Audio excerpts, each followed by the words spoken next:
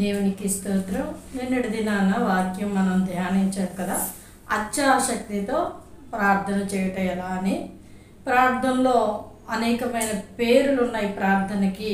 ఆ ప్రార్థనను మనం ధ్యానించుకుందాం ప్రభు చిత్తమైతే అని నిన్నటి దినాన చెప్పడం జరిగింది. కనుక అదే మాట మీద వెళ్ళటం జరుగుతూ ఉంది. మొదట పట్టుదల కలిగిన ప్రార్థన, రెండవది అత్యాసక్తితో చేసిన ప్రార్థన, దేవుని కార్యం ఏ విధంగా జరిగాయో మనం ధ్యానించాం. ఈరోజు మూడవ దినాన గోజాడే ప్రార్థన. అంటే ఈ ప్రార్థనకి ఏంటంటే గోజాడడం అనమాట, దేవుని దగ్గర ఎలా గోజాడాలని. ఈ గోజాడే ప్రార్థన మనం ఈ దినాన దేవుని వాక్యం నుంచి మనం తెలుసుకుందాం. వాక్యంలోనికి వెళదాము. లూకాసు వార్త 18వ అధ్యాయము 1 నుంచి చదువుతూ ఉన్నాను. వారు విసుకక నిత్యము ప్రార్థన చేయుచుండవలెననుటకు ఆయన వారితో ఈ ఉపమానము చెప్పెను. దేవునికి భయపడకయు మనుషులను లక్ష్య పెట్టకయు ఉండు ఒక న్యాయాధిపతి ఒక పట్టణములో ఉండెను. ఆ పట్టణంలో ఒక విధవరాలు ఉండెను. ఆమె అతని యొద్దకు తరచుగా వచ్చి, నా ప్రతివాదికిని నాకును న్యాయము తీర్చమని అడుగుచూ వచ్చెను. కానీ అతడు కొంతకాలము ఒప్పకపోయెను. తరువాత అతడు, నేను దేవునికి భయపడకయు మనుషులను లక్ష్య పెట్టకటయు ఉండినను ఈ విధవరాలు నన్ను తొందరపెడుచున్నది గనుక ఆమె మాట మాటికి వచ్చి గోజాడకుండినట్లు ఆమెకు న్యాయమును తీర్చునని తనలో తాను అనుకొనెను. మరియు ప్రభువు ఇట్లనెను, ఆ అన్యాయస్తుడైన న్యాయాధిపతి చెప్పిన మాట వినుడి. దేవుడు తాను ఏర్పరచుకున్న వారు దివారాత్రములు తన గూర్చి మొర్ర పెట్టుచుండగా వారికి న్యాయము తీర్చడా? ఆయన త్వరగా న్యాయము తీర్చును. వారి విషయమే కదా ఆయన దీర్ఘశాంతము చూపుచున్నాడని మీతో చెప్పుచున్నాను. హల్లెలూయా. ఇది యేసుక్రీస్తు వారు చెప్పిన ఒక ఉపమానం అండి. ఈ ఉపమానంలో విసుకక ప్రార్థన ఉంది, మొర్ర పెట్టడం కూడా ఉంది, తర్వాత గోజాడడం అనేది కూడా ఉంది. అయితే మనం గోజాడే ప్రార్థన గురించి మనం నేర్చుకుంటా ఉన్నాం. ఈ యొక్క అన్యాయస్తుడైన న్యాయాధిపతి ఒక పట్టణంలో ఉన్నప్పుడు ఆ పట్టణానికి ఒక విధవరాలు, పేద విధవరాలు, అంటే ఆమెకి ధనబలము కానీ లేకపోతే బంధుబలము కానీ ఇంకా పేరు ప్రత్యాక్తల బలము కానీ ఏమీ లేని నిరాధరాలైన ఒక వ్యక్తి, ఒక ఆమె వెళ్ళి ఈ అన్యాయస్తుడైన న్యాయాధిపతి దగ్గరికి వెళ్ళి అడుగుతూ ఉంది, నాకును నా ప్రతివాదికిని న్యాయము తీర్చవా అని. ఈ న్యాయము చెప్పినవంటి ఈ న్యాయాధిపతి ఎలాంటి వాడంటే అన్యాయస్తుడు. ఎవ్వరికి కూడా భయపడడు, దేవుడికి భయపడట. దేవుడు చూస్తున్నాడన్న భయము, దైవ భయము అతనికి లేదు. రెండవది ఏంటంటే మనుషులు ఎలాంటి వారు వచ్చినా వారిని లక్ష్య పెట్టడం. అంటే ఎంత పేరు ప్రఖ్యాతి కలిగినటువంటి వారు వచ్చినా ఆ మనుషుల మాట తీసుకోడు. తనకి ఏది తోస్తుందో, తనకి ఎవరు లంచం ఇస్తారో వారి వైపు చూసి మాట్లాడేవాడే కానీ మరి ఇంకెవ్వరికి కూడా భయపడని, ఎవరిని లక్ష్య పెట్టని, దేవునికి భయపడక మనుషులను లక్ష్య పెట్టకుండా ఉండేటువంటి వ్యక్తి. అంటే ఇక్కడ లంచం తీసుకుంటాడని రాయబడలేదు. అంటే తనకి ఎవరైతే అనుకూలంగా ఉన్నారో వాళ్ళకే అతడు న్యాయం చేస్తాడు. అది అన్యాయమైన న్యాయంగా తీర్చి పంపిస్తాడు. అలాంటి వ్యక్తి దగ్గరికి ఒక నిరాధరాలైన ఒక పేద విధవరాలు వెళ్ళి, అయ్యా నాకును నా ప్రతివాదికి నీ న్యాయం తీర్చవా అని అడుగుతుంది. అడిగినప్పుడు అతడు ఈమె వస్తూ ఉంటే కొంతకాలం అంటే ఒప్పలేదు. అంటే నేను తీర్చను అని అనలేదు, ఎందుకంటే ఆ పట్టణానికి అతడు న్యాయాధిపతి కనుక అతడు ఒప్పక, రేపు రామ్మ నీ యొక్క మాటను నేను నెరవేరుస్తాను, నీకు న్యాయం చేస్తానంటే పాపం రేపు వెళ్ళేది. రేపు వెళ్ళిన తర్వాత ఆమెను ఏమనివ్వడంటే, సాయంత్రం రామ్మ నీకు న్యాయం చేస్తాను అనగానే సాయంత్రమే వెళ్ళేది. అలా సాయంత్రం వెళ్ళిన తర్వాత ఈరోజు నాకు కుదరలేదు, రేపు ఉదయాన్నే 5 గంటలకల్లా రా, నీకు న్యాయం చేస్తాను అంటే 5 గంటలకి వెళ్ళేది, తెల్లవారి 5 గంటలకి. ఆ 5 గంటలకి వెళ్ళిన తర్వాత నాకు ఇప్పుడు అవ్వలేదు, మధ్యాహ్న కాలంలో 3 గంటల సమయంలో రా అంటే ఆ 3 గంటల సమయంలోనే వచ్చేది. అంటే అతను ఏ సమయము చెప్తే ఆ సమయానికి ఆవిడ హాజరయ్యేది, వెళ్ళేది అతని దగ్గరికి, నాకును నా ప్రతివాదునికి న్యాయము తీర్చమని అతన్ని గోజాడేది. అప్పుడు ఆ అన్యాయస్తుడైన న్యాయాధిపతి యొక్క మనసులో ఇలాగనుకున్నాడట, నేను దేవునికి భయపడకయు మనుషులు లక్ష్య పెట్టకయు ఉన్న వ్యక్తినైన నన్ను ఈ విధవరాలు వచ్చి తొందర పెడుతుంది కనుక ఈమెకి న్యాయం తీర్చాలి అని అనుకున్నాడట. హల్లెలూయా. ఎందుకు అలా అనుకున్నాడంటే ఆమె గోజాడే విధానాన్ని బట్టి. ఇంకా ఆమెకు అతను ఇంకేది మార్పు చెప్పలేక, ఇంకా రేపు ఎల్లుండని వాయిదాలు వేయలేక ఆమెకి ఏదో ఒక రకంగా నేను న్యాయం తీర్చాలని ఆ అన్యాయస్తుడైన న్యాయాధిపతి మనసు మారింది. ఆమెకు న్యాయం తీర్చాలనుకున్నారు. అయితే ప్రభువారు అంటున్నారు, ఒక అన్యాయస్తుడైన న్యాయాధిపతి మనసే మారినప్పుడు దేవుడు తను ఏర్పాటు చేసుకున్న బిడ్డలు తనను గూర్చి దివారాత్రములు మొరపెడతా ఉన్నప్పుడు వారికి న్యాయం తీర్చడా? వారి విషయమే కదా ఆయన దీర్ఘశాంతము చూపుతున్నారు అంటున్నాడు. హల్లెలూయా. ఎంత గొప్ప మాట చూడండి. ఆ అన్యాయస్తుడైన న్యాయాధిపతి మనసు మారిపోయింది. ఇప్పుడు మాట మాటికి వచ్చి గోజాడుతూ ఉందట. ఆ గోజాడడం వలన అతని మనసు మారిపోయింది. అతని కఠిన హృదయం ఏమైందంటే, అతని కఠిన హృదయంలో ఈవిడికి న్యాయం చేసి ఈవిడిని పంపించేయాలన్న ఒక ఆలోచన అతనికి కలిగింది. మరి ఒక అన్యాయస్తుడే మనసు మార్చుకుంటే తన ప్రజలు తనకి ఎవరైనా బాధ పెడుతూ ఉన్నప్పుడు, తనకి న్యాయం కావాలి అనుకున్నప్పుడు, తనకి మేలు జరగాలి ప్రభు పాదాలు పట్టుకొని మాట మాటికి గోజాడుతూ ఉన్నప్పుడు, అసమయాలు అనకుండా సమయం ఉన్నప్పుడల్లా ప్రార్థన చేసి ప్రభువా అని ప్రభు వైపు కన్నులెత్తి నాకు సహాయం చేయి ప్రభువా అని అడిగితే ఆయన సహాయం చేయడా? దీర్ఘశాంతం వారి విషయమే కదా చూపిస్తున్నాడు. కోపడకుండా దీర్ఘశాంతాన్ని చూపిస్తున్నాడు. నా కుమారుడు నా కుమార్తె రేపు తెలుసుకుంటారు, నా యొద్దకు వస్తారని ఆయన దీర్ఘశాంతాన్ని చూపిస్తూ ఉన్నారు.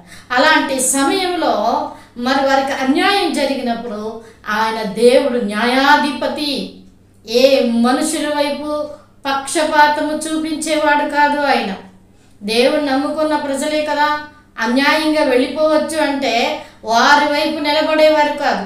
ప్రభువుని నమ్మినా నమ్మకపోయినా వారు న్యాయంగా ఉండి, ప్రభువుని నమ్మిన వారు అన్యాయంగా ఉంటే వీరికి నన్ను నమ్మిన వారి కదా వీరికి న్యాయం చేద్దాం, వారికి అన్యాయం చేద్దాం అనే దేవుడు కాదు. ఆయన న్యాయాధిపతి. న్యాయం ఎక్కడ ఉందో అక్కడ ఉండేటువంటి దేవుడు ఆయన. ఆయన నమ్మినా నమ్మకపోయినా న్యాయం కొరకు ఎదురు చూసేవారికి న్యాయాన్ని జరిగించే దేవుడు. హల్లెలూయా. అందుకే దేవుని ప్రజలమైన మనము మాట మాటికి అసమయాల్లో దేవుని దగ్గర గోజాడినప్పుడు, ప్రార్థన చేసినప్పుడు ఆయన ఏం చేస్తారంటే మనకి కార్యాన్ని జరిగిస్తారు. అది ఏ కార్యమైనా. ఈ దినాన నీకు ఎవ్వరూ లేరు, నేను ఒంటరిదానని, ఒంటరి వాడని, నాకు బంధు బలగం లేదు, ధన బలగం లేదు, పేరు ప్రఖ్యాతి గల బలము లేదు, నా పక్షాన్ని ఎవరూ నిలబడలేదు, నేను నిరాధారంతో ఉన్నాను, నాకు సహాయమే లేదు అని అనుకుంటున్నావా? అయితే నువ్వు ఇప్పుడే మోకరించు, ప్రభు సహాయాన్ని కోరు, ఆయనకు ప్రార్థన చెయ్యి, ఆయన అడుగు. ఆయన ఎప్పటి వరకు అడుగుతావంటే నీ పక్షాన ఆయన నిలబడి నీకు కార్యం జరిగించేంత వరకు నీ అసమయాలు అనుకుంటా ప్రతి సమయంలో ప్రార్థన చెయ్యి.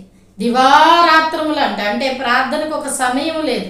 చాలామంది ఏమంటారంటే వేకువజామున ప్రార్థన మంచిది, అది యేసుక్రీస్తు వారు కూడా పెందలకడన లేచి వేకువజామున ప్రార్థన చేసేవారు. అయితే అది చేసిన ఇంకా ఏ సమయంలో అయినా చేయొచ్చు ఆయనకు ప్రార్థన. ఇది అర్ధరాత్రి నక్కలు తిరిగే సమయం, కుక్కలు తిరిగే సమయం ఇప్పుడు చేయకూడదు అనేది లేదు. ఈ సమయం బాగోలేదు, ఈ సమయంలో దేవునికి ప్రార్థన చేయకూడదు అనేది లేదు. నీ ఇష్టం, నువ్వు ఎప్పుడు ప్రార్థన చేస్తే దేవుడు అప్పుడే నీ ప్రార్థన ఆలకిస్తాడు. ఆ దివారాత్రములు అంటే రాత్రి పగలు ఎప్పుడు చేసినా దేవుడు నీ ప్రార్థన వింటారు.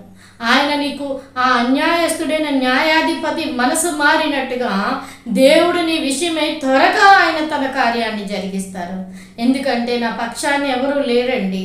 దావీదంటాడు చూడండి, కీర్తన గ్రంథం 3వ అధ్యాయంలో ఏమనంటే 10,000 మంది వచ్చి మోహరించినను, నా చుట్టూ మోహరించినను నేను భయపడను అంటున్నాడు. 10,000 మంది వచ్చి అతను చుట్టూ కూడా మోహరించిన అతను భయపడడు. ఎందుకంటే నా పక్షాన నా ప్రభు ఉన్నాడు, దేవుడు ఉన్నాడు అన్న ఒక ధైర్యము అతనిలో ఉంది. అలాగే నాకు ఎవరూ లేరు, నేను ఒంటరి వాడను, ఒంటరి దానను, నాకు సహాయమే లేదు, నాకు ఎవరు సహాయం చేస్తారు, నన్ను ఎవరు చూస్తారు అని అనుకుంటున్నావా? ఈరోజు ఆయన ఈ వాక్యం ద్వారా నీతో మాట్లాడుతున్నాడు. ప్రియ సహోదరి సహోదరుడా, యేసయ్య నీతో మాట్లాడుతూ ఉన్నారు. నీకు నేనున్నాను అంటే ప్రభువారు ఉన్నారని ఆయన నీతో మాట్లాడుతూ ఉన్నారు. కనుక నీకు ఏ బలం ఉన్నా ఏ బలము లేకపోయినా నువ్వు దేవుని వైపు చూస్తూ నీ సమయాన్ని దేవునికి హెచ్చిస్తూ నువ్వు గోజాడుతూ ప్రార్థన చేయి. అది అనారోగ్యమైన, అది ఆర్థిక ఇబ్బందులైనా, అది లేకపోతే కుటుంబ సమస్యలైనా, లేకపోతే కోర్టు కేసులైనా ఆయన న్యాయాన్ని జరిగించేవాడు, నీ పక్షాన నిలబడినటువంటి వాడు. నువ్వు న్యాయంగా ఉండి, నువ్వు యథార్థంగా ఉండి నాకు న్యాయం చెయ్యి ప్రభువా అని నువ్వు దేవుని సహాయాన్ని కోరు. ఎవరు నీకు సహాయం చేయకపోయినా ఆయనే నీ దగ్గరికి వచ్చి సహాయం చేస్తారు. హల్లెలూయా. ఇవి నా మాటలు కాదు, ఇది దేవుని మాటలు, యేసుక్రీస్తు వారి మాటలు. ఆయన ఏమంటున్నాడంటే ఆయన ప్రజల విషయమే కదా ఆయన దీర్ఘశాంతము చూపిస్తున్నాడు. వారికి ఆయన ఇంకా త్వరగా చేస్తాడని చెప్తున్నారు. యేసు ప్రభు వారే తన వాక్యం ద్వారా ఆయన మాట్లాడుతూ ఆయన లేఖనాల్లో ఆయన తెలియచేస్తూ ఆయన చెప్తా ఉన్నారు. ఇవి ఆయన మాట్లాడిన మాటలు. కనుక ప్రభునందు నువ్వు గోజాడుతూ ప్రార్థన చేసినప్పుడు దేవుడు నీ ప్రార్థనకి సమాధానముగా నువ్వేదైతే సహాయాన్ని అడుగుతున్నావో, ప్రభువా నా ప్రత్యర్థి అంటే నాకు యాంటీగా ఉన్న వ్యక్తికి డబ్బు బలం ఉంది, ధన బలం ఉంది, పేరుంది, ప్రఖ్యాతులు ఉంది, బంధుబలగం ఉంది, అన్ని బలాలు వారికి ఉన్నాయి. కానీ నేను నిరపరాధిని, నేను నిరాధారం కలిగిన వంటి వ్యక్తిని ప్రభా, నాకు ఏ బలము లేదు, నేను ఒంటరి వాడను, ఒంటరి దానను ప్రభా, నేను బాధపడుతున్నాను ప్రభా, నా ప్రార్థన ఆలకించు ప్రభా అని నువ్వు ప్రార్థన చేయి. దేవుడు నీ పక్షాన నిలబడతాడు. దేవుడు మన పక్షాన నిలబడితే మనకి విరోధి ఎవడు? ఎవ్వరూ కూడా విరోధి అయిని ఉండలేరు. అందరినీ సమాధానాన్ని పరిచే దేవుడు ఆయన నీ పక్షాన నిలబడి నీ విషయంలో ఆయన న్యాయాన్ని జరిగిస్తాడు. ఈరోజు నీకు అన్యాయం జరిగిందని నువ్వు బాధపడుతున్నావేమో, కానీ దేవుని వైపు చూడు, ప్రార్థించు, దేవుడు నీకు న్యాయాన్ని జరిగిస్తాడు. ఈ మాటికి ఈ యొక్క స్త్రీ గోజాడుతూ ఉందంట. ఎప్పుడు రమ్మంటే అప్పుడు వెళ్తుంది. ఈవిడికి ఎవ్వరి ఆధారము కూడా లేదు. కానీ అన్యాయస్తుడైన న్యాయాధిపతి ఆమె గోజాడే విధానాన్ని చూసి తన మనసు మార్చుకొని ఆమెకు న్యాయాన్ని చేయాలని తన మనసులో అనుకున్నాడు. దేవుడికే భయపడలేదు. ఏ మనిషిని కూడా లక్ష్య పెట్టని వ్యక్తి మనసే మారినప్పుడు దేవుడు ప్రేమామయుడు, నిన్ను ప్రేమించే దేవుడు ఆయన ప్రేమను చూపించిన వాడు, ఆయన ప్రేమాస్వరూపి. ఆ ప్రేమ కలిగిన దేవుడు నీకు ఇంకా తన కార్యాన్ని త్వరగా జరిగిస్తారు. కనుక ప్రభు వైపు చూడు, మాటికి ప్రార్థన చెయ్యి. ఈ మాట పట్టుకో, నీవు ఇది మొదలుకొని నీ కార్యం జరిగేంత వరకు నువ్వు ప్రార్థన చెయ్యి. అలా ప్రభు యొద్ద నుంచి మేము ఆయన కార్యాలను పొందుకున్నాం. కనుకనే ఈరోజు ఆ మాటలు ధైర్యంగా చెప్పగలుగుతా ఉన్నాం. కనుక దేవుని విషయంలో నీవు కూడా ప్రభు వైపు చూడు. ప్రభు దగ్గర మాటికి గోజాడినప్పుడు ఆయన ఖచ్చితంగా ఆయన నీకు సహాయం చేస్తారు. ఒకరోజు నా భర్తకి ఒక చిన్న బరువు తగిలినప్పుడు కాలు ఇలాగా వంగిపోయిందనమాట. హాస్పిటల్కి వెళ్ళాం. హాస్పిటల్కి వెళ్తే చాలా నొప్పి వచ్చేసింది కాలు అంతా కూడా. ఎప్పుడు అంటే 2011లో హాస్పిటల్కి వెళ్తే డాక్టర్లు ఏమన్నారంటే ఆపరేషన్ చేయాలి అన్నారు, ప్లేట్లు వేయాలి అన్నారు. కేజీహెచ్కి వెళ్ళాం. 70,000 రూపాయలు అవుతుంది అని చెప్పారు.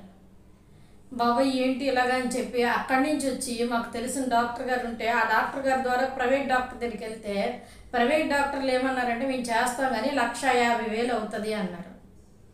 అప్పుడు వెంటనే ఇంక ఇలా కాదని చెప్పి ఇంకా అవన్నీ పక్కన పెట్టి మనకు అనేకమైన కార్యాలు దేవుడు జరిగించారు. మరణ పడక మీద ఉన్న నిన్ను దేవుడు లేవనెత్తాడు కనుక ఇది ఆయనకి అసాధ్యమైనది లేదని చెప్పి ప్రార్థన చేయడం మొదలుపెట్టాం.